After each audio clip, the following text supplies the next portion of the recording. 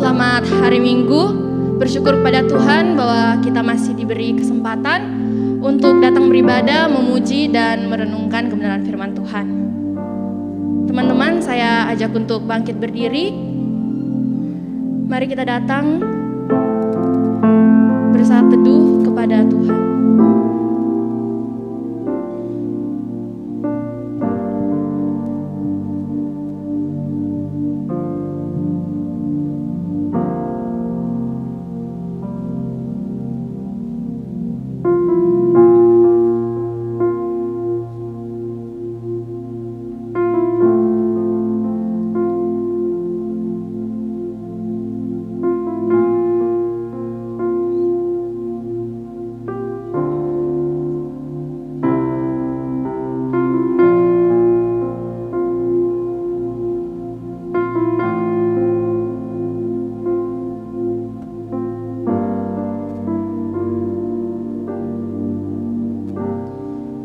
Teman-teman yang dikasihi oleh Tuhan, biarlah ibadah kita hari ini boleh jadi dan dikuduskan dengan satu pengakuan bahwa pertolongan kita datangnya dari Tuhan yang menciptakan langit dan bumi.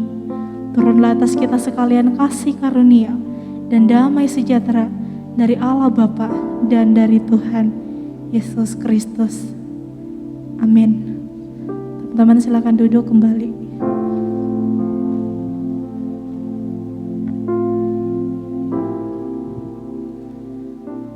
Mari sama-sama kita angkat pujian Yesus Kekuatan.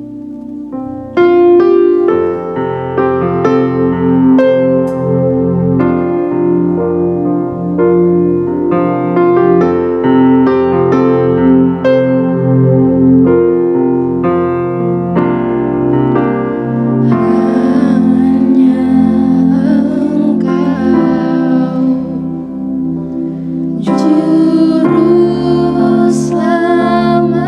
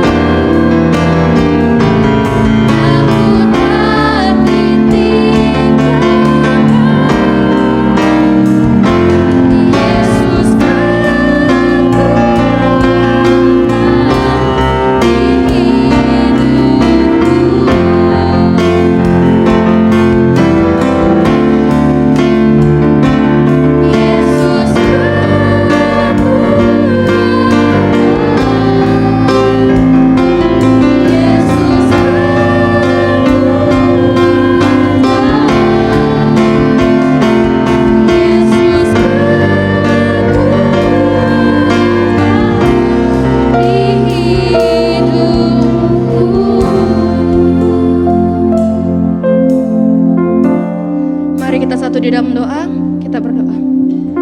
Tuhan, terima kasih Kau masih memberikan kesempatan bagi kami untuk datang beribadah, memuji dan memuliakan nama-Mu. Kiranya Engkau memberkati ibadah ini Tuhan, dari awal hingga pada akhirnya. Ampunilah salah dan dosa kami, hanya di dalam nama-Mu kami sudah berdoa. Amin. Teman-teman, saya ajak untuk bangkit berdiri. Mari dengan sukacita kita angkat pujian Sungguh Nyata.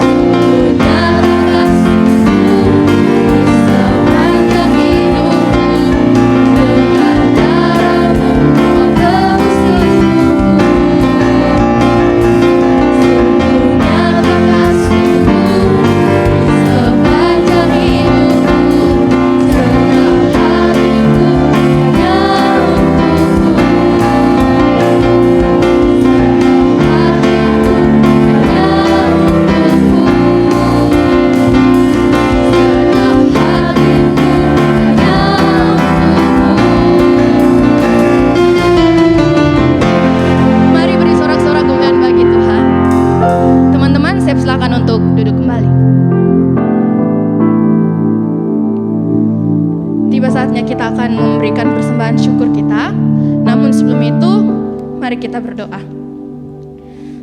Tuhan Yesus yang baik, terima kasih kami sudah telah memberikan persembahan. Berkati persembahan ini agar berguna untuk pelayanan komisi remaja kami. Terima kasih Tuhan Yesus, ini doa kami, ampuni segala dosa kami. Haleluya, amin.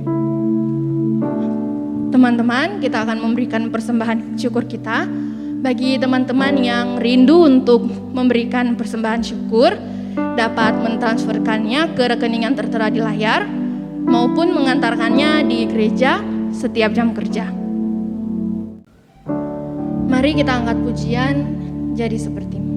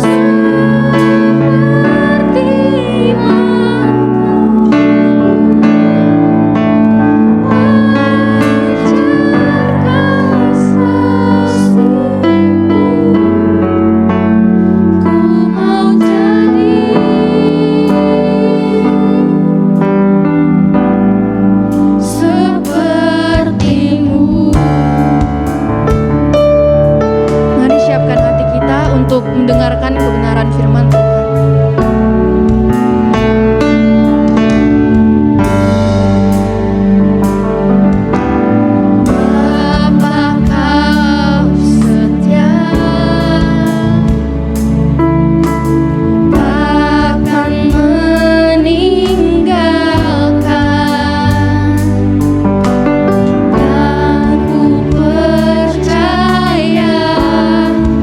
Engkau milikku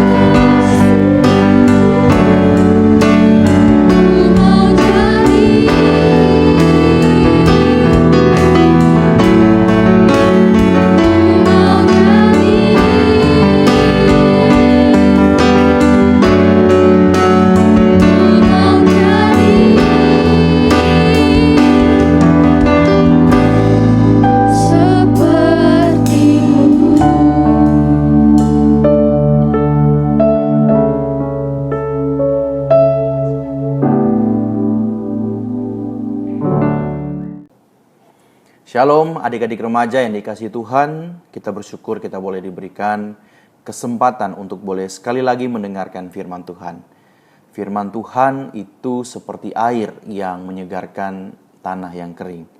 Hati kita juga perlu disentuh oleh firman Tuhan sehingga hati kita kembali sejuk, kembali disegarkan oleh firman Tuhan. Oleh karena itu, untuk mempersiapkan hati kita, mari kita berdoa. Bapa dalam surga, terima kasih untuk kesempatan hari ini. Tuhan berikan kami waktu untuk mendengarkan firman Tuhan. Urapi kami Tuhan sebagai anak-anak-Mu, juga urapi hamba-Mu sebagai pemberita firman, sehingga firman yang disampaikan itu boleh betul-betul kami pahami dan kami jalankan, kami lakukan dalam kehidupan kami. Dalam nama Tuhan Yesus kami berdoa mengucap syukur. Kami siap menerima firman Tuhan. Amin. Hari ini tema kita tentang When Christ in Me. Ya. Mari kita akan membuka firman Tuhan dari Kolose 2 ayatnya yang ke-6 dan ke-7. Saya akan bacakan untuk kita sekalian. Kamu telah menerima Kristus Yesus Tuhan kita. Karena itu, hendaklah hidupmu tetap di dalam Dia, hendaklah kamu berakar di dalam Dia dan dibangun di atas Dia. Hendaklah kamu bertambah teguh dalam iman yang telah diajarkan kepadamu, dan hendaklah hatimu melimpah dengan syukur. Nah, adik-adik remaja yang dikasih Tuhan, tentu kita tahu lagu ini. When somebody love you, everything was beautiful. Every hour spent together lived within my heart. Pasti kita tahu lagu itu kalau kita sering main TikTok atau mungkin kita sering main IG. Nah, adik-adik yang terkasih dalam Tuhan, lagu itu menggambarkan bagaimana kalau kita sedang jatuh cinta atau seseorang itu jatuh cinta kepada kita. Wah, segalanya jadi indah ya. Berbunga-bunga tiap jam, tiap saat kita selalu mengingat dia. Rasanya kepengen kita menghabiskan waktu untuk bersama-sama dengan orang yang kita cintai itu. Rasanya hidup itu indah banget ya. Nah, apalagi kalau kita sambil tutup mata, kita nyanyi. Lalu kemudian kita berkata, when she loved me. Indah kan? Tapi saudara-saudaraku, sadar nggak dalam hidup kita ada satu pribadi yang mencintai kita itu lebih dari segalanya. Dia adalah Yesus Kristus, Tuhan kita. Nah, dia mengasihi kita itu lebih dari segala-galanya. Bahkan dia rela mati untuk kita, untuk saudara dan saya. Dan pribadi yang mencintai kita itu tinggal dalam hati kita setiap saat, setiap waktu. Tapi sayang sekali bahwa kita seringkali tidak menyadarinya. Nah, adik-adik remaja yang dikasihi oleh Tuhan, waktu kita mengakui diri kita sebagai orang percaya, maka Tuhan Yesus tinggal di dalam kita. Dan kita pun juga harus tinggal di dalam Dia. Tetapi masalahnya adik-adik terkasih, kita memang tahu bahwa Kristus, Yesus itu mengasihi kita, mencintai kita lebih dari segala-galanya. Mencintai kita dengan luar biasa. Tapi ada pertanyaan besar dalam hidup kita yang harus kita tanyakan dalam hati kita masing-masing. Apakah kita mencintai Dia? Apakah kita sudah mencintai Yesus yang mengasihi kita itu? Apakah hidup kita sudah menunjukkan bahwa kita ini cinta, mengasihi Yesus atau belum? Nah, adik-adik terkasih, di dalam firman Tuhan, Kolose pasalnya yang kedua ini, dalam ayatnya yang ke-6 berkata, kamu telah menerima Yesus Kristus. Coba kita renungkan. Apakah kita, saudara-saudara dan saya, itu sudah betul-betul menerima Yesus di dalam kehidupan kita sebagai juru selamat? Coba tanyakan ini dalam hati kita. Apakah kita sudah betul-betul menerima Yesus sebagai juru selamat kita? Dan kalau sudah, maka Kak Daniel mengajak kita untuk merenungkan beberapa hal yang menurut Alkitab ini harus kita perhatikan dengan baik. Ada 5 perintah setidak-tidaknya yang akan kita renungkan. Yang pertama, adik-adik yang terkasih dalam Tuhan, menurut firman Tuhan ini, kalau kita sudah ada di dalam Yesus, maka yang pertama, hendaklah hidupmu tetap di dalam Dia. Saat ini adik-adik yang terkasih dalam Tuhan, dunia itu menawarkan begitu banyak sekali pesona, godaan untuk kita berbuat dosa. Dunia menawarkan hal-hal yang indah supaya kita meninggalkan Tuhan. Salah satunya adalah dari game online yang sering kita mainkan. Kita malas baca firman, kita malas berdoa, kita malas ibadah. Tapi kalau kita main game, kita bisa berjam-jam. Pertanyaannya adalah bagaimana kita bisa tetap bertahan di dalam Tuhan kalau kita tidak menjaga kehidupan rohani kita untuk tetap benar di hadapan Tuhan. Bagaimana kita bisa menjaga kehidupan rohani kalau baca Alkitab aja kita malas. Kalau berbicara dalam doa aja kita malas. Kalau bersekutu aja kita malas. Nah, saudaraku, kita ini adalah orang yang sudah diselamatkan, dimenangkan, ditebus oleh Tuhan Yesus. Sehingga firman Tuhan dalam Roma 8 ayat 37 berkata, kita ini lebih dari orang-orang yang menang. Oleh karena itu, dalam pertandingan kita pasti ingin menang, bukan? Dan kalau kita sudah menang, kita tidak mungkin mau digagalkan kemenangan kita itu. Kita tidak mau kemenangan kita itu digagalkan, kan? Nah, sehingga kita bisa tetap menang. Paulus itu mengingatkan kepada kita melalui firman-Nya bahwa anak-anak muda, remaja Kristen itu tetap tinggal di dalam Tuhan, jangan berpaling dari dunia yang tidak menjamin apa-apa ketika kita ada di surga nanti. Jadi perintah yang pertama adalah hendaklah hidup kita tetap di dalam Yesus. Yang kedua adalah hendaklah kita berakar di dalam Tuhan. Adik-adik remaja, mengapa kita perlu berakar di dalam Tuhan? Mengapa? Supaya pertumbuhan rohani kita tetap bisa kuat ketika akar rohani kita juga tertancap jauh di dalam Kristus. Dan kita tidak mudah digoyahkan. Saudara, tanaman kalau masih kecil ya, itu kalau masih kecil dan jarang disiram, pasti akan mudah dicabut karena dia belum berakar. Tapi kalau pohon yang besar, yang sudah mulai tumbuh, akarnya sudah mulai kuat, akan susah kita cabut. Saudaraku, dalam pertumbuhan rohani, jika kita terus mengandalkan akar kita, menancapkan akar kita pada Yesus, maka seperti pohon yang besar kita juga tidak mudah digoyahkan oleh berbagai-bagai masalah. Kita bisa hadapi dengan sabar, kita bisa mengandalkan Tuhan, kita tidak gampang menyerah, kita tidak gampang untuk mengeluh, kita tidak gampang menyalahkan orang lain. Poin yang kedua, berakarlah di dalam Tuhan. Yang ketiga, perintah yang ketiga yang kita harus pahami adalah hendaklah kita dibangun di dalam Tuhan, di atas dasar Kristus. Nah, adik-adik remaja yang terkasih, iman kita bukan hanya diibaratkan seperti tumbuhan, tetapi juga seperti bangunan. Sebuah bangunan memiliki fondasi, yaitu dasar untuk sebuah bangunan itu supaya dia bisa dibangun. Kalau fondasinya kokoh, dibangun di atas tanah yang baik, maka rumah itu atau bangunan itu akan berdiri dengan kokoh. Sebaliknya kalau dibangun dengan tidak baik, fondasinya dan dasarnya jelek, maka bangunan itu akan jelek. Dalam hidup rohani kita, adik-adik, kita harus membangun fondasi bangunan rohani kita di atas Tuhan Yesus yang menjamin seluruh hidup kita. Dan terus-menerus kita membangun sampai kita mencapai tingkat pertumbuhan yang sempurna. Nah, pertanyaannya adalah bagaimana kita membangunnya? Jawabannya adalah ketika kita mau berelasi di dalam Tuhan. Dalam saat teduh, kita mau membangun komunitas yang sehat dengan teman-teman seiman kita. Kita bangun kehidupan rohani yang baik. Kita selalu setia dengan firman Tuhan. Jadi itu kuncinya. Itu adik-adik remaja yang terkasih, perintah yang ketiga adalah hendaknya kita dibangun iman kita di atas Kristus. Yang keempat, perintah yang keempat adalah hendaklah kita bertambah teguh dalam iman yang diajarkan kepada kita. Apa maksudnya bertambah teguh?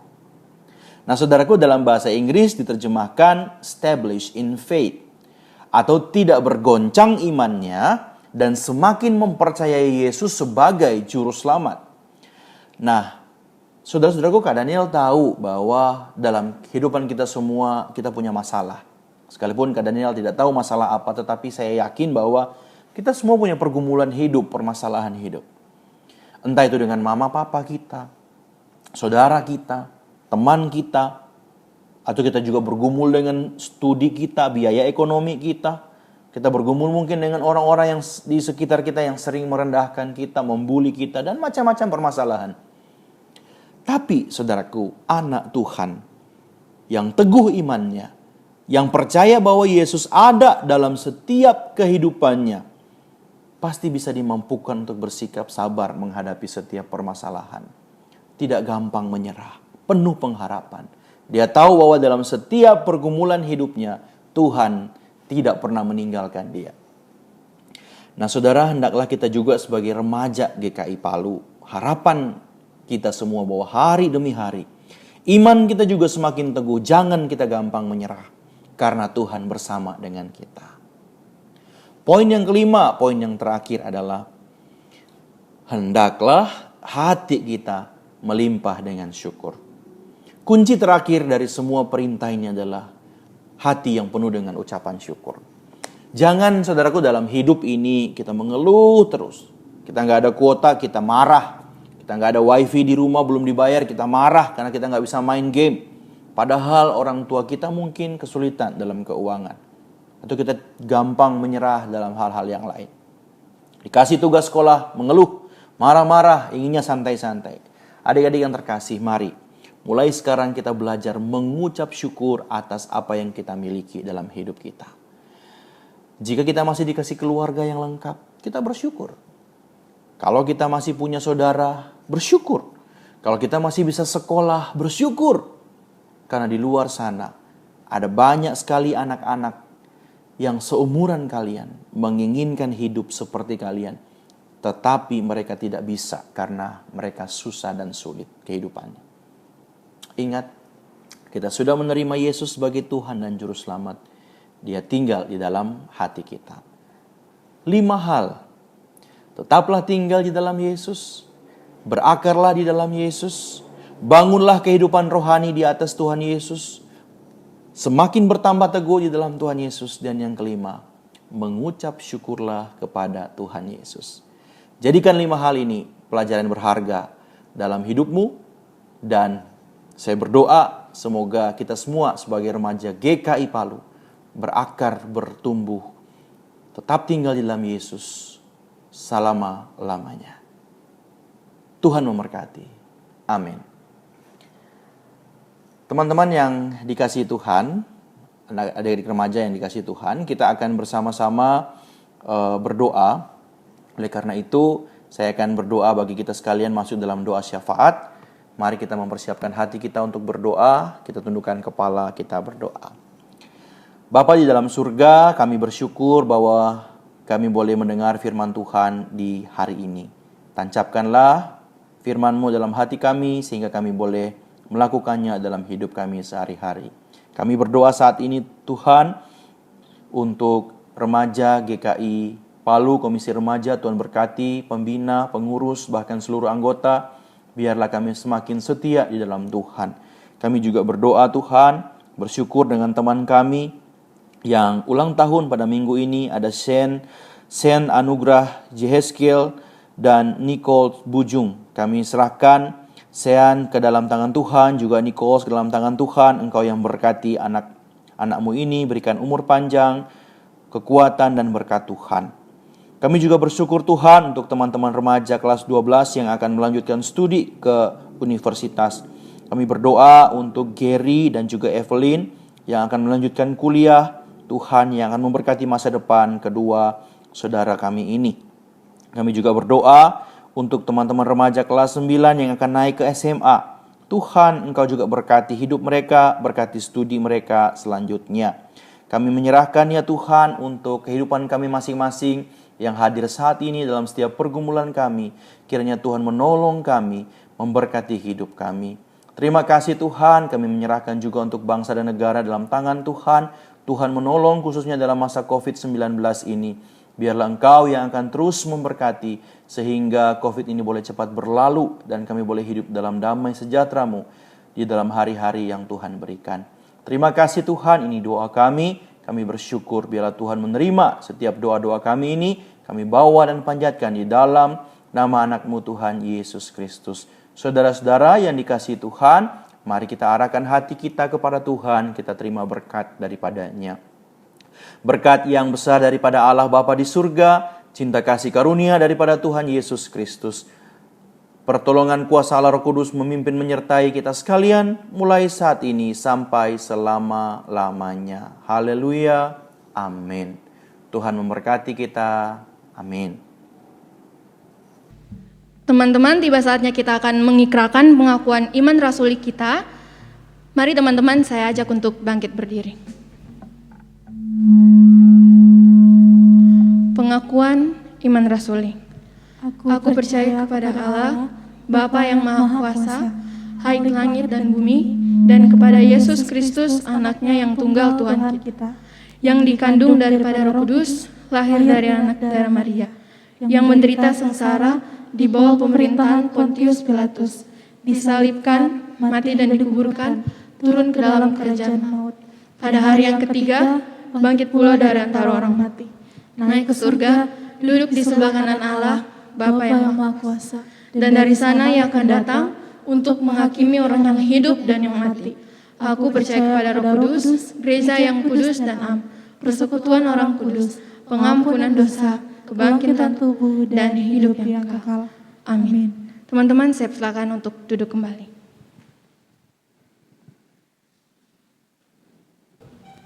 Tiba saatnya kita akan mengakhiri seluruh rangkaian ibadah kita. Saya ajak teman-teman untuk bangkit berdiri. Mari kita kembalikan segala hormat, kemuliaan hanya bagi Tuhan. Kusembah Kau.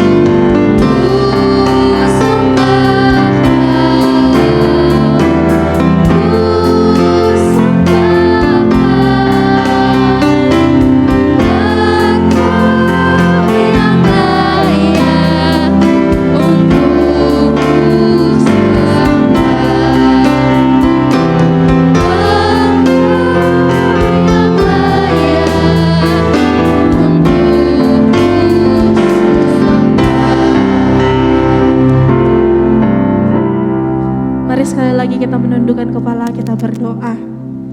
Kami mengembalikan segala pujian dan hormat hanya bagi Tuhan, karena Engkaulah Allah yang layak untuk kami sembah. Kami mengucap syukur Tuhan, di hari ini kami boleh beribadah kepada Tuhan. Kami telah menaikkan pujian penyembahan kami, bahkan kami telah mendengarkan firman Tuhan. Bahkan setelah selesai dari ibadah ini, Tuhan, mohon Tuhan membimbing kami, memimpin kami di dalam kami menjalani sisa hari kami. Terima kasih Tuhan. Teman-teman yang dikasihi oleh Tuhan, mari arahkan hati dan pikiran kita dan terima berkat daripadanya. Tuhan memberkati engkau dan melindungi engkau. Tuhan menyinari engkau dengan wajahnya dan memberi engkau kasih karunia. Tuhan menghadapkan wajahnya kepadamu dan memberi engkau damai sejahtera saat ini bahkan sampai selama-lamanya. Amin.